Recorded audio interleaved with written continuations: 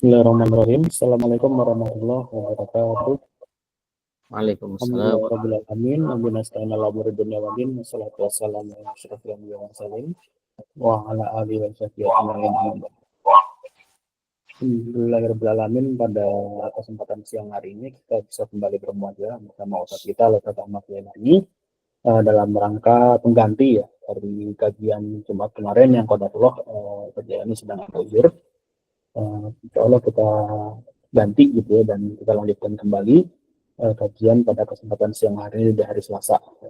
Ini juga bertepatan dengan teman-teman semua, alhamdulillah kita bisa berkumpul bersama juga di kantor Adarma Village nih Ustaz. Jadi semoga bisa mendapatkan hikmah bersama-sama dan keutamaan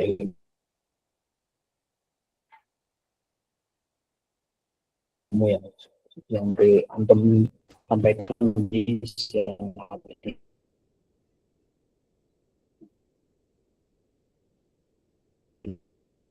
Baik, tidak perlu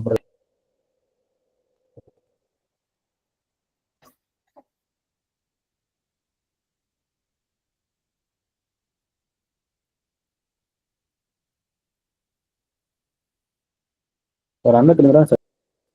Ya, benar. Ya, padahal saat sudah dimulai. Baik. Bismillahirrahmanirrahim. Assalamualaikum warahmatullahi wabarakatuh. Alhamdulillahirabbil alamin. Wassalatu wassalamu ala asyrofil anbiya'i wal mursalin wa imamil muttaqin wa ala alihi wa ashabihi ajma'in. Allahumma inni a'udzubika an adilla aw udalla aw azilla aw uzalla aw adlima aw udlama aw ajala alayya. Rabbi israh li sadri wa yassir li amri wahlul 'uqdatam min lisani yafqahu qawli. Shadaqallahu adzim. Ikhwani wa akhwati rahimakumullah, alhamdulillah di siang ini kita bersyukur kepada Allah bisa berjumpa kembali di kajian pekanan kita bersama dengan teman-teman Adarma Village. Semoga Allah Subhanahu wa taala memberikan kepada kita selalu kesehatan, kesempatan untuk bisa terus mendapatkan ilmu dan juga hikmah dalam rangka mengarungi kehidupan ini. Karena tentu hidup ini akan kita jalani terus sampai kemudian kita meninggal, dan perjalanan hidup ini tentu butuh dengan ilmu ya. Jadi mari kita bersama-sama, saya pun juga ikut belajar ya, mengkaji dari Al-Quran, kemudian dari As-Sunnah, kemudian dari pendapat para ulama terkait dengan hal-hal yang sifatnya berkaitan dengan kehidupan kita. Salawat dan salam tak lupa kita curahkan kepada Nabi besar Muhammad SAW sebagai qudwah hasanah, suri tauladan kita dalam segala aspek kehidupan. Kemudian kita berharap kepada Allah Subhanahu Wa Taala semoga kita bisa dipertemukan dengan beliau di surganya nanti, insyaallah. Mungkin ya hanya bermodal cinta kita kepada beliau ya, sebagaimana beliau menyatakan, anta ma'aman ahbabta, kau akan bersama dengan orang yang kau cintai. Ikhwani wa akhwati rahimakumullah, kita lanjutkan pembahasan kita terkait dengan hadis yang keempat di kitab Taisir Fathul Mubdi bi Syarhi Mukhtasar Az-Zabidi, yaitu tentang menjauhi keharaman, menjauhi hal-hal yang sifatnya haram, atau menjauhi, disebutkan muharamat ini adalah dosa besar. Jadi disebut dengan al-kabair. Dari hadis ini kita akan belajar sebenarnya dosa besar itu apa saja, kemudian bagaimana kita diperintahkan oleh Rasulullah untuk meninggalkan hal itu. An Abi Hurairah radhiyallahu anhu anin Nabi sallallahu alaihi wasallam qala ijtanibus sab'al mubiqat. Qalu ya Rasulullah wa ma hunna? Qala asyirku billahi was-sihru wa qatlu nafsi allati haramallahu illa bil haqq wa aklu riba wa aklu malil yatimi wa tawalli yaumaz zahf wa qadful muhsanatil mu'minatil ghafilat. Hadis riwayat Bukhari ya. Jadi dari Abi Hurairah radhiyallahu anhu, dari Nabi sallallahu alaihi wasallam bersabda, Istanibu as-sab'a al-mubiqat. Ya. Jauhilah oleh kalian semua. Istanibu maknanya adalah ibta'idu watruku. Jauhilah oleh kalian dan tinggalkanlah oleh kalian as-sab'a al-mubiqat. 7 hal al-mubiqat yang mencelakakan. Jadi ada 7 hal yang disebut dengan al-mubiqat atau juga disebut dengan al-mubiqat ini adalah al-kabair. Jadi jauhilah oleh kalian 7 jenis dosa besar. Ya. Yang tentu ini bisa membuat al-muhlikat, kecelakaan, kehancuran, atau juga eh, mendatangkan kepada kecelakaan. Lalu para sahabat bertanya, ya Rasulullah, wa mahunna? Wahai Rasulullah, apa sajakah itu? Qala, maka Rasulullah bersabda, yang pertama adalah asyirku, syirku billah. Ya, jadi yang pertama, kita harus menjauhi asyirku billah. Apa itu yang dimaksud dengan asyirku billah? Asyirku billah itu adalah bi an yattakhidha ma'hu ilahan ghairuh. Ya, kita menjadikan Tuhan lain selain Allah Subhanahu wa taala. Ini hal-hal yang sifatnya menjurus kepada kemusyrikan itu harus kita tinggalkan, harus kita jauhi. Ya. Menyembah selain Tuhan, menyembah Allah selain menyembah Tuhan selain Allah, misalkan ya, menyembah patung, ya, menyembah matahari, atau juga menyembah hewan, atau menyembah ruh-ruh, atau menyembah jin dan sebagainya. Itu hal-hal yang bisa menghantarkan kita kepada kesyirikan atau tradisi-tradisi, kebiasaan-kebiasaan, adat-adat yang jauh daripada Islam. Ya, misalkan memberi sesajen ya, ke laut, misalkan suka ada ya tradisi seperti itu, atau mungkin juga mempercayai jimat-jimat, ya, jimat-jimat yang dibuat dengan isim-isim, tulisan-tulisan, mungkin tulisan-tulisan Arab gitu ya, kemudian kita jadikan sebagai jimat, ya, kita percaya kepada jimat itu, atau juga tradisi apa namanya tiarah, ya, atayar, ya, atayar itu mengundi. Ya. Kalau zaman dulu tuh pada zaman jahiliyah itu suka ada tradisi orang-orang Arab itu mengundi nasib hari itu dengan burung. Makanya disebut at-tayyar itu kan, dengan burung. Jadi burung itu diterbangkan ketika mau berangkat ke suatu tempat atau keluar rumah, orang-orang Arab melemparkan burung. Nah, kalau burung itu terbang ke sebelah kanan, berarti itu hari keberuntungan. Mereka berangkat. Ya. Kalau mereka lempar burung itu ternyata terbangnya ke kiri, itu berarti hari yang bisa jadi tidak beruntung, ya, apes, ya, maka mereka tidak berangkat. Nah, model-model seperti ini bagian daripada tradisi kesyirikan. Ya. Kalau sekarang mungkin modelnya kayak menghitung toke, suka ada toke, dihitung 1, 2, dan seterusnya. Naudzubillah min dzalik ya, atau kita apa namanya dengan sesajen, ya ada istilahnya sesajen ke tempat penyimpanan beras. Naudzubillah min dzalik, itu bagian daripada kesyirikan. Maka hal-hal yang sifatnya seperti itu kita harus jauhi. Ya, karena itu bagian daripada dosa yang bisa menghancurkan, dosa yang membuat celaka, dan dosa besar. Ya, syirku billah itu dosa besar. Ya, dosa yang tidak diampuni oleh Allah Subhanahu wa taala kecuali dia taubat nasuha dan kembali kepada Allah Subhanahu wa taala.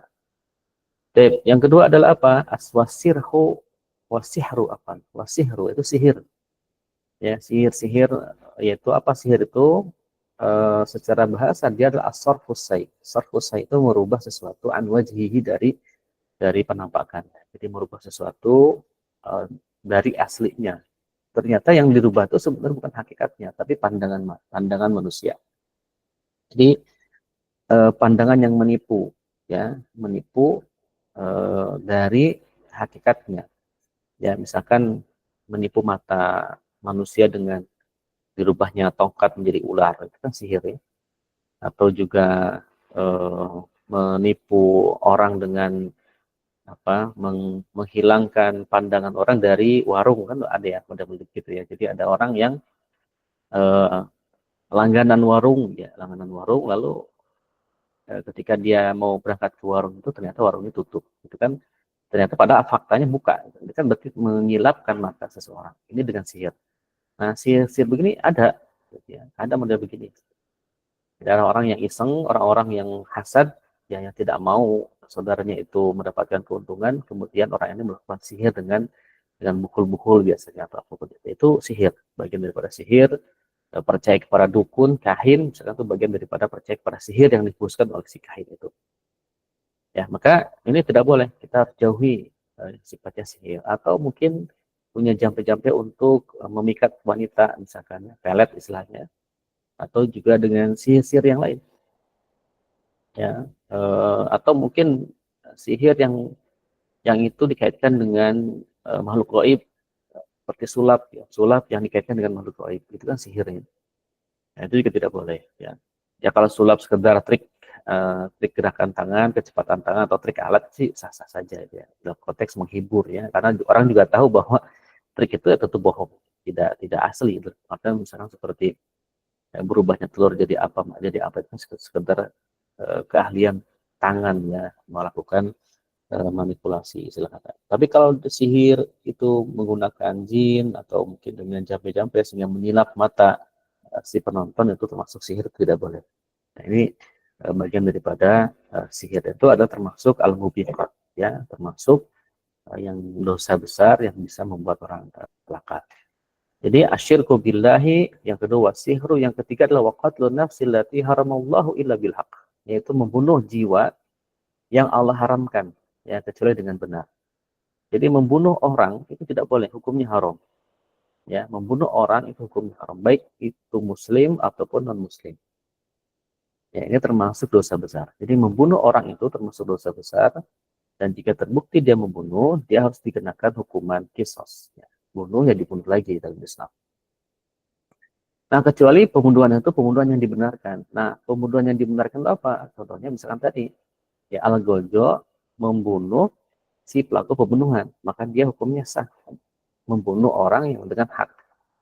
Ya, karena memang Al-Gojo ini bertugas untuk menunaikan hukum Allah, yaitu membunuh orang yang membunuh dengan kisos itu. Ya. Atau ketika jihad peperangan, ya perang misalkan antara Muslim dengan kafir, ya kafir yang bersenjata terus berperang, kemudian terjadi pembunuhan, tuh pembunuhan yang dibenarkan karena memang kondisi perang.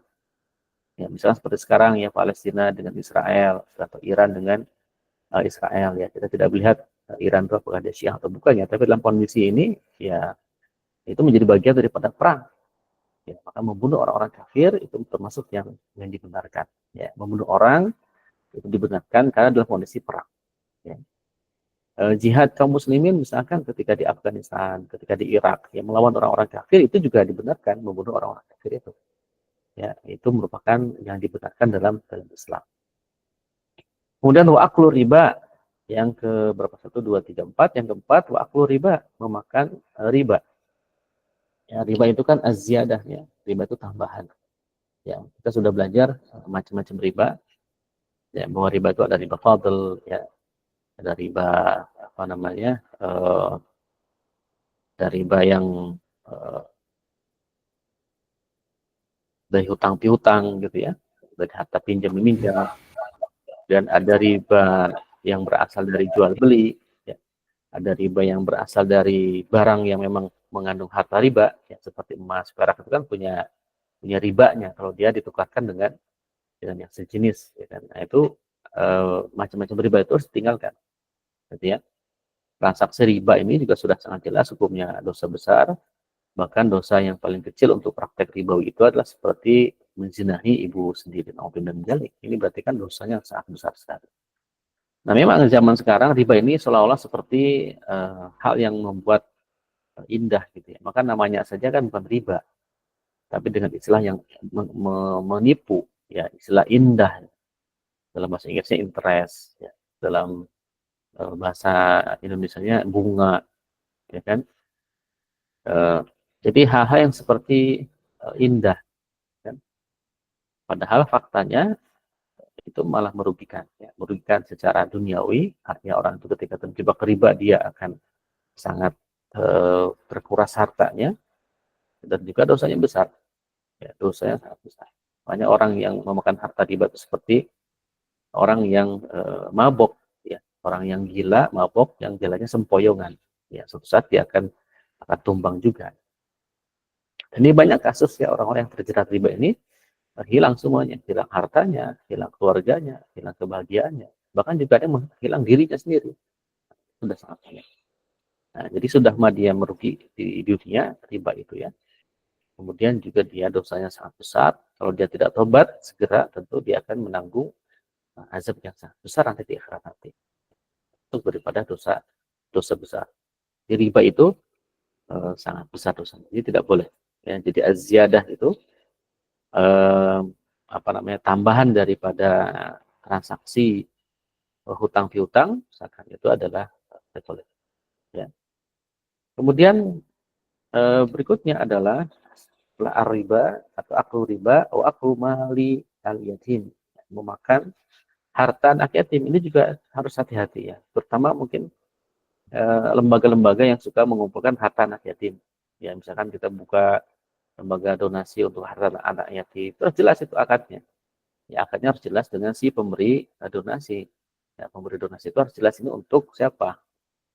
Jadi tidak boleh si pengelola harta anak yatim ini mengambil sebagian daripada harta anak yatim untuk dirinya sendiri. Ya, untuk keuntungan dirinya sendiri. Ini harus, kalau mau begitu harus dipisah. Jadi ada harta anak untuk anak yatim khusus yang kita sedekahkan khusus untuk anak yatim. Ada satu lagi untuk operasional. Jadi harus ada biaya operasional. Jadi di akad itu ada biaya untuk operasional, ada biaya untuk harta anak yatim. Misalkan untuk anak yatimnya di apa namanya 10 juta misalkan ya, maka biaya operasionalnya misalkan berapa persen dari 10 juta itu, atau dinominalkan biaya operasionalnya misalkan 3 juta untuk operasional Pak, maksudnya untuk yang ngelola ya, karena yang ngelola juga perlu aplikasi, perlu tempat mungkin, atau perlu juga apa namanya operasional kesana kemari. Nah, itu boleh-boleh saja, tetapi harus jelas dari awal itu bayarnya adalah harta untuk pengelolaan artinya operasional, dan harta untuk anak yatimnya. Nah, maka harta anak yatim ini tidak boleh diselewengkan. Ya, makanya hati-hati kita mengelola harta anak yatim. Tidak boleh kita makan harta anak yatim, ya, mengambil harta anak yatim, ya, untuk kepentingan pribadi. Ya, ini tidak boleh. Ini hukumnya termasuk dosa besar yang disebut sebagai al-mubiqat tadi ya. Jadi yang bisa mencelakakan. Kemudian yang keenam ya, yang keenam adalah watawali yaumazah. Ya, watawali ini adalah kabur ya. Nah, kabur pada hari peperangan. Ya, misalkan kaum muslimin sedang berperang dengan orang-orang kafir, di tengah peperangan dia kabur, misalkan tidak mau berperang. Ini termasuk dosa besar. Jadi berperang sampai syahid atau sampai menang. Tidak boleh lari dari peperangan, kecuali lari itu untuk membuat strategi. Nah, kalau lari dari perang dalam rangka strategi perang itu boleh. Tapi kalau lari karena takut mati, jadi ini termasuk dosa besar. Nah, makanya kalau ikut berjihad itu betul-betul harus punya kemampuan, ya kemampuan, kemudian juga harus punya ketahanan mental gitu. Jadi bukan hanya sekedar semangat berperang, tetapi tidak ada kemampuan. Ya. Makanya dalam Islam itu sebenarnya seluruh warga negara itu wajib ikut pendidikan militer atau wajib militer. Karena hakikatnya kewajiban jihad itu untuk seluruh kaum muslimin. Nah, gitu. Walaupun nanti dalam konteks sebuah negara, negara boleh membagi itu. Ada pasukan reguler itu pasukan yang sejak awal mendaftar sebagai pasukan, kemudian digaji oleh negara, disiapkan untuk melakukan peperangan, untuk jihad. Ya. Ada juga pasukan sekunder, pasukan cadangan. Siapa cadangan itu? Ya, seluruh kaum muslimin. Seluruh kaum muslimin yang sudah balik wajib ikut jihad. Yang minimal menjadi pasukan cadangan. Nah, makanya dalam Islam itu sebenarnya wajib militer itu wajib hukumnya. Karena jihad itu hukumnya wajib untuk seluruh kaum muslimin secara umum. Ya, wajib kifayah. Nah, walaupun wajib kifayah tetap harus disiapkan oleh negara. Ya, beberapa negara di luar itu sudah biasa dengan namanya wajib militer. Seperti Mesir misalkan, ya saya mendapatkan cerita para masyayikh ini mereka wajib militer. Jadi para masyayikh ini walaupun syekh itu dia tahu cara megang senjata, kemudian cara berperang dan sebagainya. Mereka sudah tahu. Suatu saat negara butuh ya, pasukan tambahan, maka warga negaranya siap untuk mengangkat senjata. Atau suatu saat misalkan negaranya sedang diserang, maka seluruh kaum muslimin itu siap untuk mempertahankan. Begitu. Nah, beda kalau negara itu tidak wajib militer, ya. Ini mengerikan, gitu. Hanya mengandalkan pasukan reguler saja. Ini bahaya. Ya. Jadi sebenarnya dalam Islam itu wajib militer itu menjadi fardu atau kifayah memang, tetapi itu sangat dibutuhkan untuk pertahanan negara, ya, itu penting sekali. Nah, jadi melarikan diri dari perang ketika sedang berkecamuk itu hukumnya tidak boleh, itu haram dan termasuk dalam kategori dosa besar. Nah, yang ketujuh apa? Yang ketujuh adalah waqadful muhsanatil mu'minatil ghafilat. Ya, menuduh seorang perempuan yang baik, lagi mukmin, kemudian dia tidak melakukan dosa. Nah, menuduh siapa? Menuduh seorang perempuan mukmin yang baik, menuduh apa? Menuduh berzina. Itu qadzaf. Qadzaf itu termasuk dosa besar. Jadi tidak boleh seorang suami menuduh atau seorang laki-laki menuduh seorang wanita berzina dengan orang lain.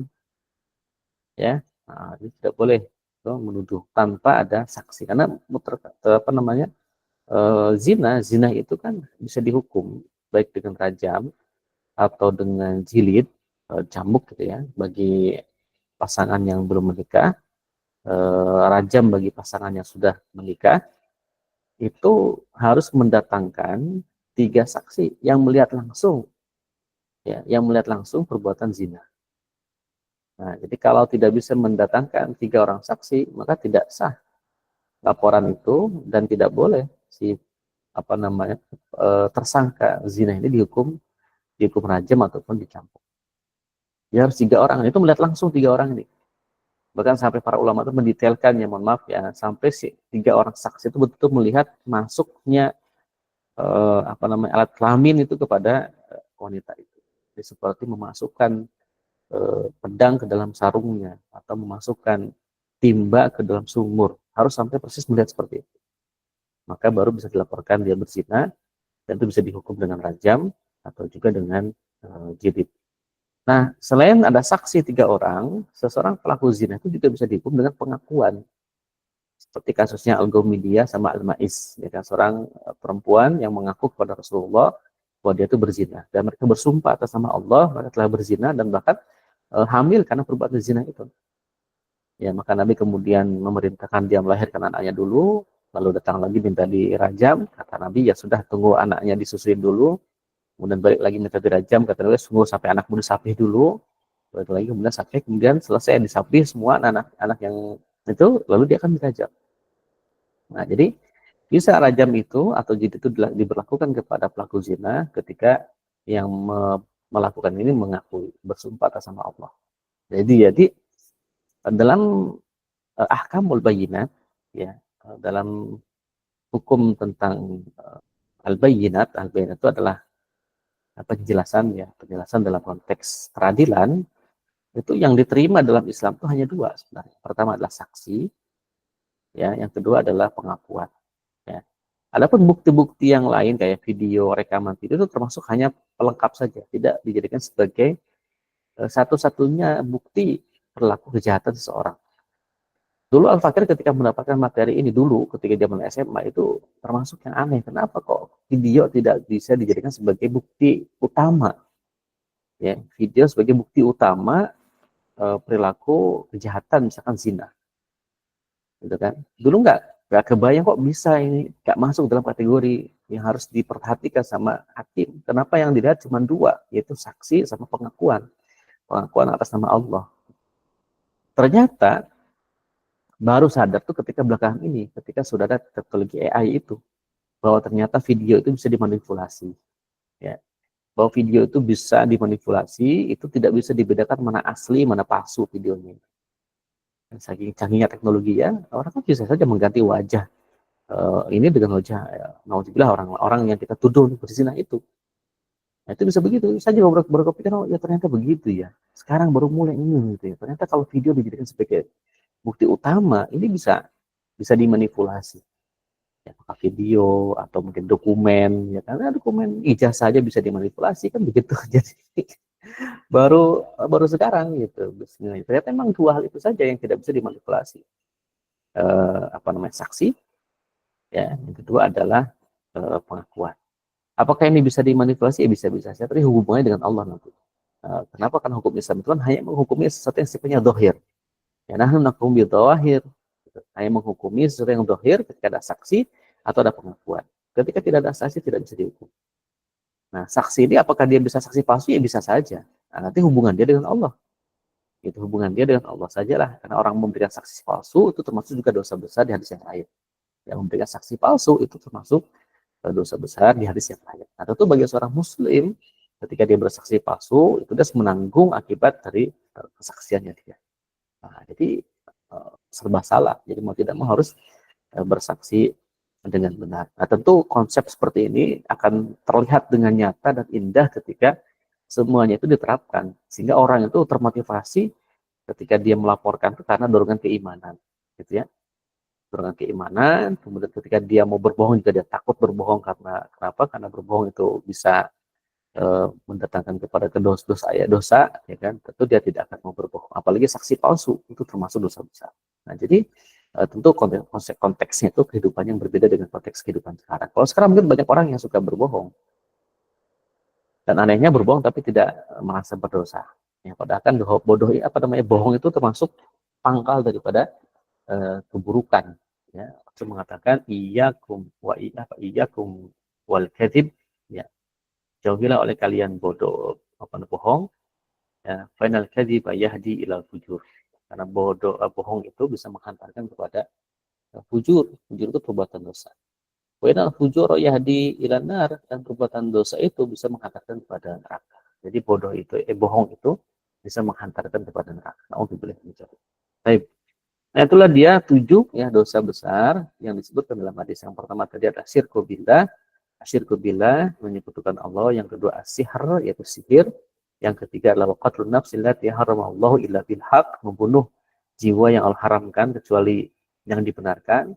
Yang keempat adalah aklur riba, memakan harta riba. Yang kelima aklu malil yatim, memakan harta anak yatim. Yang keenam adalah tawalli yaumal zahaf, ya lari atau kabur dari medan pertempuran atau dari perang. Yang ketujuh adalah waqadful muhsanatil mu'minatil ghafilat, menuduh seorang perempuan yang baik yang lagi mukmin, lagi tidak berbuat dosa dengan zina, itu namanya dosa besar. Nah, tape itu sebut 7 dosa besar. Nah, sekarang kita lah masuk kepada pembahasan tentang rahasia asraru wa hukmi lafzi nabawi tu nagari wal muradu bi akli maliyah. Kita lihat ke syarahnya ya. Jadi Rasulullah SAW apa rahasia ya, dan hukum yang terdapat pada lafaz Nabi ya, dan juga selainnya. Jadi Nabi SAW menjelaskan pada hadis ini dengan kalimat istanibu. Ya, kenapa Nabi menggunakan kalimat istanibu bukan utruku? Ya, karena makna istanibu itu termasuk di dalamnya ada utruku. Jadi ada ibta'adu juga utruku. Jadi 2. Ya, jadi makna istanibu itu 2. Yang pertama adalah jauhkan, yang kedua tinggalkan. Tapi kalau kalimat utruku saja itu maknanya 1, itu meninggalkan. Nah, Nabi itu menginginkan bahwa kita itu sebagai seorang mukmin harus menjauhi, tidak boleh mendekati perbuatan-perbuatan dosa ini, perbuatan yang besar ini, dosa besar. Jadi mendekatinya saja tidak boleh. Yang kedua, utruku, dan meninggalkan. Jika ada orang-orang yang sudah melakukan melakukan itu, maka sudah ditinggalkan. Jadi kata istanibu itu mengandung makna jauhi bagi orang yang tidak pernah melakukan, tinggalkan bagi orang yang sudah pernah melakukan. Jadi mencakup 2. Nah, jadi jauhi, jangan sampai kita mendekat dengan perbuatan-perbuatan itu. Yang sudah kebelanjur karena ketidaktahuan atau karena kebodohan, maka dia segera meninggalkan perbuatan-perbuatan tadi. Apakah syirik, apakah sihir, dan seterusnya. Ya. Kemudian kalimat al-kabair al-bil muhlikat, yana sabu li ahli ihlak murtakibiha. Ya. Dan juga kalimat al-muhlikat, al-mubiqat itu maknanya ada 2, al-kabair wal al-muhlikat. Jadi al-mubiqat ini termasuk al-kabair, dosa-dosa besar, dan muhlikat. Jadi dosa besar yang bisa membawa kehancuran, membawa kecelakaan. Ya. Nah, halak itu kan artinya kecelakaan, ya, atau kehancuran. Nah, karena memang 7 dosa ini bisa menghantarkan kepada kehancuran. Kehancuran di mana? Di dunia. Ya, syirik itu kan bisa menghancurkan manusia. ya dia akan menjadi orang yang seperti apa namanya, mencelakakan diri sendiri, ya kan, tidak masuk akal, ya, membodohi diri sendiri, itu kan membuat celaka diri. Ya, sihir apalagi mencelakai orang lain, karena hasad itu bisa membatalkan kepada kerusakan orang lain, ya. Orang lain celaka, atau bahkan mungkin membuat orang-orang lain juga tidak mendapatkan kebaikan gara-gara dia, gara-gara sihir yang dia lakukan. Menuduh seorang perempuan soleh, mukminah dengan zina itu juga kan mencelakakan orang lain, ya kan, bisa menghancurkan orang lain dan sebagainya. Jadi ini memang mencelakakan, di dunia juga mencelakakan, ya, orang lain juga bisa celaka karena amal, 7 amal dosa besar ini. Di akhirat nanti ini lebih mencelakakan si pelaku, jadi mencelakakan dua-duanya. Nah ini makanya harus dijauhi dan ditinggalkan, ya, perbuatan yang dosa ini. Jadi itu ya, jadi al-kabair bil muhlikat. Kemudian al-muradu bi aklil mal yatim, dan apa maksud memakan harta anak yatim? Jadi maksudnya adalah al-istila'u ala malihi la qasdu takhsisil aqli faqat wa abbaru anhu bil aqli li'annahu ghalib.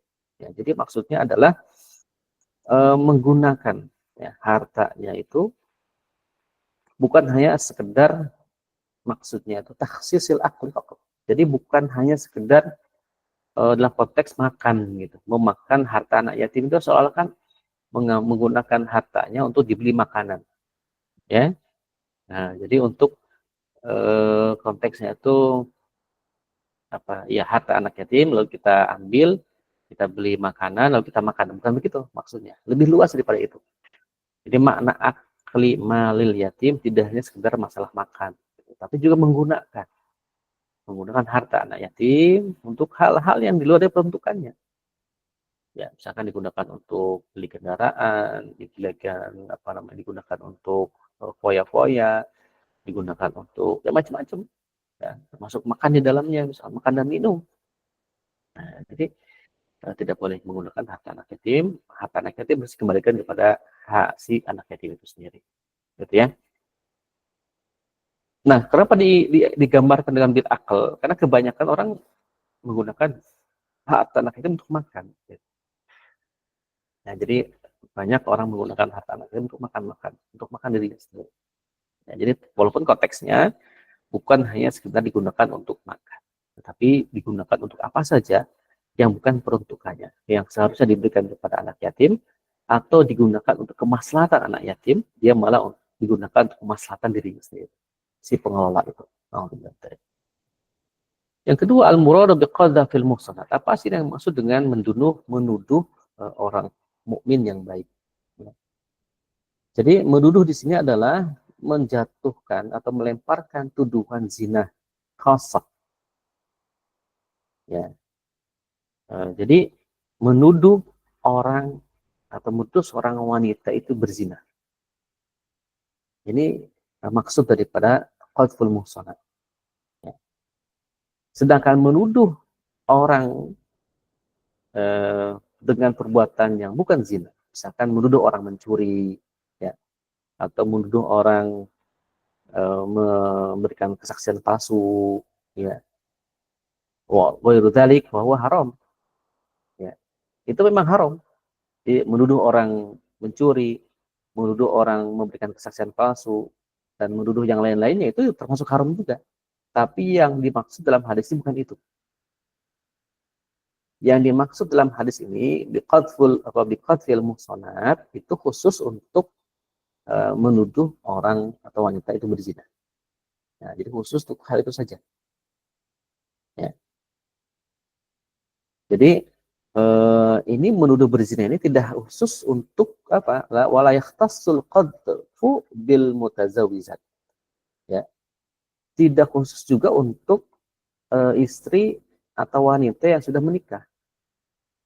Itu juga sama ketika orang itu menuduh perempuan yang perawan berzina juga sama. Nah, jadi kesimpulannya adalah yahrumu qadzful muhsani minar rijali kama yuhramu qadzful muhsanati minan nisa. Nah, jadi menuduh, nah, ternyata sih maksudnya adalah menuduh seseorang berzina, baik menuduh laki-laki itu berzina atau menuduh perempuan itu berzina, itu termasuk dosa. Nah, gitu. Ya. Tapi konteksnya di sini juga menuduh laki-laki atau menuduh perempuan, baik yang sudah menikah ataupun yang masih perawat atau masih berjaga. Pokoknya menuduh orang lain berzina aja. Ya, baik laki-laki, baik perempuan, baik yang sudah menikah ataupun yang belum menikah. Sama-sama menuduh mereka berzina itu termasuk dosa. Jadi tidak boleh kita menuduh orang lain berzina. Hati-hati makanya dalam Islam itu ketika kita ingin melaporkan seseorang berzina itu harus mendatangkan 3 orang saksi, minimal 3 orang saksi. Berat memang susah gitu. Gimana caranya? Ya. Nah, jadi memang harus mendatangkan 3 orang saksi, melihat langsung kejadiannya, ya, baru bisa diberlakukan hukum apakah itu rajam ataupun jilid. Rajam kan bagi yang sudah menikah ya. Kalau jilid itu dicambuk ya bagi orang yang sudah atau belum menikah ya. Az-zaniyatu waz-zani fajridu kulla minhuma mi'ata jaldah, kata Allah. Penzina perempuan dan penzina laki-laki maka cambuklah masing-masing sebanyak 100 kali cambukan. Nah, itu bagi yang belum menikah. Nah, itu makna daripada qadful muhsanat. Ya, jadi qadful muhsanat itu khusus untuk yang menuduh berzina. Bagi siapa? Bagi laki-laki atau perempuan yang berzina, dan juga bagi yang sudah menikah ataupun yang belum menikah. Kita menuduh mereka melakukan zina, padahal tidak. Maka menuduh berzina itu hukumnya adalah dosa. Ya. Nah, apa hikmahnya bahwa kita haram menuduh seorang berzina? Itu akan menjaga kehormatan, ya, menjaga kehormatan si wanita itu atau si laki-laki itu yang dituduh berzina. Ya. Jadi dengan larangan itu orang tidak gampang menuduh orang lain berzina. Dengan demikian si perempuan ini akan terjaga kehormatannya. Bayangkan kalau gampang menuduh, tentu si wanita ini akan hancur kehormatannya. Si laki-laki juga hancur kehormatannya. Jika dengan tuduhan palsu bahwa dia telah berzina, akan hancur untuk kehormatannya. Nah, ini kan makanya dalam Islam itu ada namanya muhafadzatul al-hurmah. Jadi menjaga kehormatan. Termasuk bagian daripada maqasidus syariah. Ya, hikmah atau tujuan daripada syariat itu menjaga kehormatan. Nah, hifdzul qurbah, menjaga kehormatan daripada sesama manusia atau juga sesama muslim. Ya, jadi ini bagian dari syariat Islam ya, insyaallah. Kemudian yang ketiga, hal adadul muradu fil hadis. Ya. Jadi apakah jumlah ada 7 dosa besar itu dalam hadis? Nah, laisa mafhumul adad muradan fi hadzal hadisi li'anna tansisa ala sab'in la yunafi ziyadata 'alaiha. Jadi, walaupun hadis yang menyebutkan ada 7, tapi tidak memungkiri ada dosa besar lain yang tidak dicatat dalam hal 7 yang 7 ini. Ada penambahan, ya, ada penambahan daripada dosa yang 7 ini, ya. Kenapa? Karena ada hadis-hadis yang lain. Faqad jaa'a fi hadis ukhra dzat dzukira mubiqati ghaira ma jaa'a fi hadzal hadis. Ya. Karena ada di hadis yang lain yang menyebutkan dosa-dosa besar itu tidak, ya, yang tidak ada dalam hadis ini. Tapi disebut sebagai dosa besar juga di hadis yang lain, gitu. Di antaranya adalah az-zina bi jalilatil jahr. Zina itu termasuk dosa besar. Kalau di sini kan nggak ada. Hadis ini kan hanya qadzfu qadzaf ya, qadzful muhsanat bil mu'minatil ghafilat, menuduh orang berzina itu dosa besar. Tapi di hadis yang lain berzina juga termasuk dosa besar. Atau di hadis yang lain disebutkan wa uququl walidain, ya, durhaka kepada kedua orang tua juga termasuk dosa besar di hadis yang lain. Ya. Atau misalkan wal yaminul ghamus, ya, sumpah palsu. Syahadatu zur, persaksian yang palsu juga termasuk dosa besar di hadis yang lain. Nah, gitu. Jadi bahkan syurbul khamr, ya, meminum khamr juga termasuk dosa besar. Wasarqah juga sama, mencuri. Wa ghibah, wa namimah, wa katsiru ghairu madzkur, bahkan banyak lagi yang tidak disebutkan dalam hadis ini.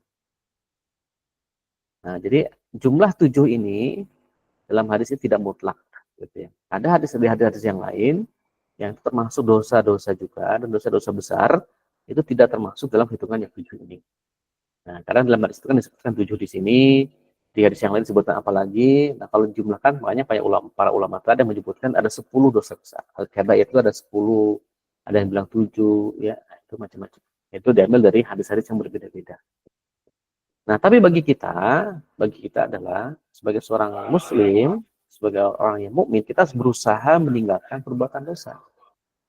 Ya, apalagi baik dosa-dosa kecil, apalagi dosa-dosa besar.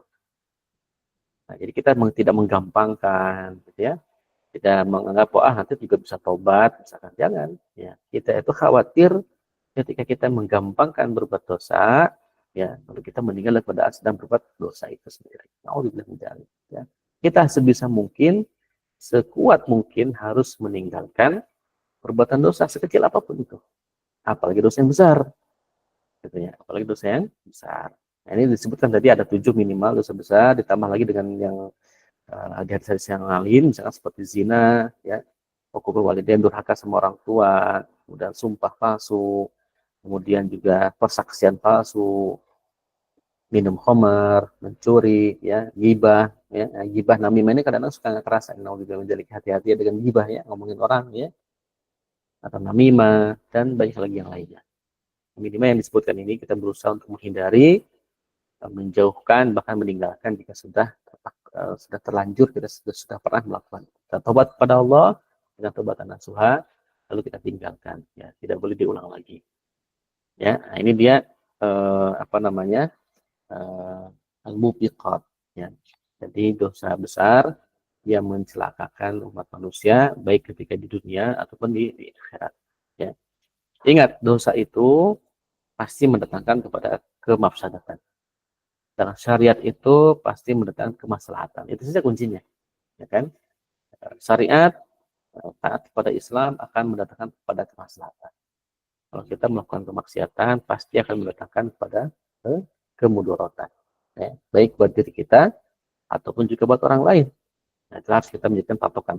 Maka jadikanlah ini sebagai satu barometer ketika kita mau beramal, diperhatikan tuh, ini masuk dosa besar enggak, ya, ini masuk dosa enggak, gitu. Jadi pokoknya kata kunci kita tuh kalau mau beramal tuh cek dulu, ya, ini hukumnya apa ini, ya. Kalau mubah, ya, kalau wajib ya segera lakukan. Kalau sunnah segera dilakukan juga, ya. Kalau mubah dipilih-pilih, mana amal mubah yang bisa mendatangkan kemaslahatan, mana amal mubah yang malah mendatangkan kepada kemudaratan. Ya, makruh diupayakan ditinggalkan, yang haram apalagi itu harus ditinggalkan sejauh-jauh. Gitu ya. Ini kita usahakan seperti itu, walaupun di tengah perjalanan yang namanya manusia pasti aja ada ketergelinciran. Memang manusia ya, al insanu mahalul insanu wal khata'. Manusia itu tepatnya lupa dan salah. Tapi kita tidak boleh membenarkan. Dalam pengertian itu kan manusia tempat salah dan lupa. Gak apa-apa dong lupa. Iya. Nah, tapi tetap harus tobat dan tidak boleh mengulangi lagi. Jadi kita berusaha sebaik mungkin. Ya. Ya itu kira-kira ya hadis ini. Lalu apa yang bisa kita ambil dari hadis ini? Yang pertama adalah innal ma'asya muhlikatun fi sahibiha fid dunya wal akhirah. Bahwa maksiat itu bisa mendatangkan kepada bencana muhlikah, ya, bencana atau kerusakan bagi para pelakunya baik di dunia ataupun di akhirat, ya. Kemudian yang ketiga, at-taswiqu bi dzikril adadi qabla tafsilihi yatanabbahu sami'u ila ma'rifati hadza tafsil, ya. Jadi menyebutkan jumlah sebelum rinciannya itu untuk menjadi perhatian bagi si pendengar hadis, ya. Kan kalau disebutkan hadisnya itu kan misalkan tadi hadis istanibus sab'al mubiqat, jauhilah oleh kalian 7 hal yang bisa mencelakakan. Itu jadi mengandung menarik perhatian orang. Nah, jadi masalah Rasulullah sendiri ketika menyampaikan hadis menggunakan retorika, ya, menggunakan kalimat yang membawa perhatian, yang menarik perhatian orang. Kan sampaikan, coba dengerin ya. Jauhilah oleh kalian 7 hal yang bisa membuat kalian celaka. Kan, apa itu? Nah, kan begitu. Sahabat juga bertanya kan, apa itu ya Rasulullah? Ya Rasulullah, wa madahunna. Ya, wa mahunna ya Rasulullah. Artinya apa itu menarik perhatian? ya, bagi yang mendengarkan. Nah, ini kayak apa namanya dialog dengan teman atau siapapun, nah, bisa menggunakan triknya seperti ini. Ya, menyebutkan satu hal dengan bilangan tadi 7. Oh, 7 ada apa aja? Ya, gitu. Kemudian juga yang keempat, taglidu hurmati sihr li iqtiranihi bisyirk. Nah, itu dia ya. Jadi besarnya keharaman sihir karena dia disandingkan dengan syirik. Perhatikan ya. Yang pertama kan asyirku billah, yang kedua adalah wasihir. Sihir itu disandingkan dekat dengan asyirku billah. Nah, ini kan seperti urutannya. Urutan. Berarti sihir itu termasuk mendekati kepada kesyirikan. Nah, jadi dosa sihir itu melakukan sihir itu bisa dekat dengan syirik, ya, dekat dengan syirik. Di hadis ini aja disebutkan secara urutan asyirku billah, kemudian wasihru. Jadi dekatnya sihir dengan syirik itu menunjukkan besarnya dosa sihir, dan itu membahayakan. Ya, tentu saja membahayakan. Yang kelima, ta'zimu hurmati qatli nafsi bighairi haq. Besarnya dosa membunuh jiwa tanpa hak. Ini juga besar, dia di urutan yang ketiga. Ya. Kemudian yang keenam, tahdziru min akli malil yatim bighairi haq. Peringatan untuk tidak memakan harta anak yatim tanpa hak. Ya, jadi tadi ya, ketika mau mengelola harta anak yatim, harus dipisahkan akadnya dengan si para donatur. Mana yang digunakan untuk harta anak yatim, mana sebagian yang digunakan untuk operasional. Jika memang karena operasional kan perlu ya, apalagi lembaga bisa ya, si donaturnya Pak ini sebagiannya sekiannya untuk operasional ya Pak ya. Ini berarti yang diakadkan untuk membantu anak yatim itu sekian, sisanya ini sekian untuk operasional. Nah, itu harus ada kalimat gitu, harus ada minimal di formnya itu dituliskan. Ya. Jadi orang itu jadi clear ya, mana pengelolaan harta anak itu tidak diambil dari harta anak itu. Kemudian yang ketujuh, hormatu akli riba, haramnya memakan harta riba. Tadi sudah dijelaskan ya betapa besar dosa riba itu. Kemudian at-tanfiru minat tawallil wal firor inda muwajihatil adwi, ya, berlari atau kabur dari medan perang ketika berhadapan dengan musuh, ini hukumnya tidak boleh. Itu masuk dosa besar juga. Ya, yang terakhir adalah keharuman menuduh seorang perempuan, ya, dan juga yang lainnya berzina, tanpa ada bukti yang jelas bahwa dia betul-betul berzina. Step ini ya, 7 hal. Mudah-mudahan kita dijauhkan dari 7 dosa besar ini dan juga dosa-dosa besar yang lainnya. Karena Allah menjadi ya kita bisa apa itu, khawatir dosa-dosa ini tidak terampuni. Ya. Dosa besar itu tidak terampuni, dan bisa menjadi pemberat dosa kita di hadapan Allah. Ya, baik, mungkin demikian ya, karena sebentar lagi waktunya asar. Ada waktu, silakan kalau ada yang mau didiskusikan atau ditanyakan bagi teman-teman, silakan. Jika Fakir bisa menjawabnya, Fakir langsung bisa jawab. Kalau tidak, mungkin nanti ditangguhkan untuk dijawab di waktu lain. Silakan Fakir. Baik, jazakumullah khairan katsir Ustaz atas penjelasan materi pada siang hari ini. Silakan untuk teman-teman jika ada pertanyaan untuk apa namanya chat aja di kolom chat, atau juga apa namanya juga bertanya dengan open mic. Silakan. Pembahasannya lumayan, ini ada 7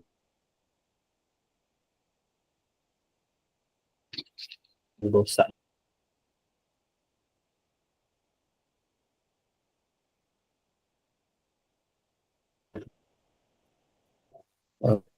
Ini kita akan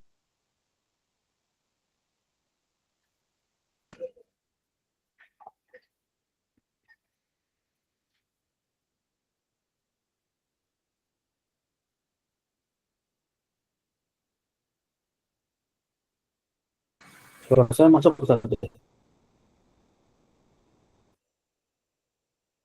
Ya, belum masuk.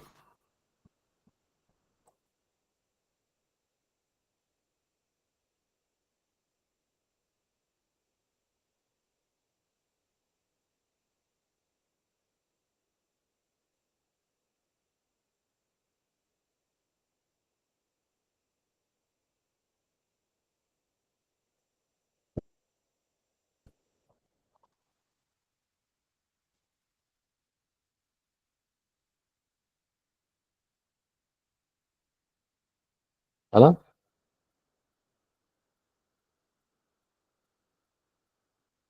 Ihsan? Terus terus. Halo Ya, halo halo, kedengaran saya. Ayo, halo. tadi putus kayaknya. Ya Ya, ya terdengar, terdengar. terdengar. Iya,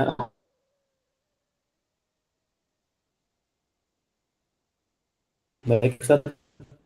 Sepertinya ini tidak ada yang lagi survei saat ini. Jadi maaf nih kalau tekanannya sampai jam 3 saja. Ya, ya, ya. Ya, baik, terima kasih Ustaz Jailani atas penjelasan pada kesempatan siang hari ini. Jazakumullah khairan katsira, barakallahu fikum. Semoga kita bisa mengambil hikmah dan bisa mengambil banyak keutamaan ya dari kajian pada siang hari ini. Dan ini insya Allah ilmu yang sangat penting gitu ya, karena untuk mencegah kita apa namanya berbuat maksa dan menjauhi 7 kabair atau 7 dosa besar yang merusak gitu ya. Terima kasih. Marilah kita tutup kajian pada siang hari ini dengan bacaan alhamdulillah. Alhamdulillah. Alhamdulillahirrahmanirrahim. Dan membaca doa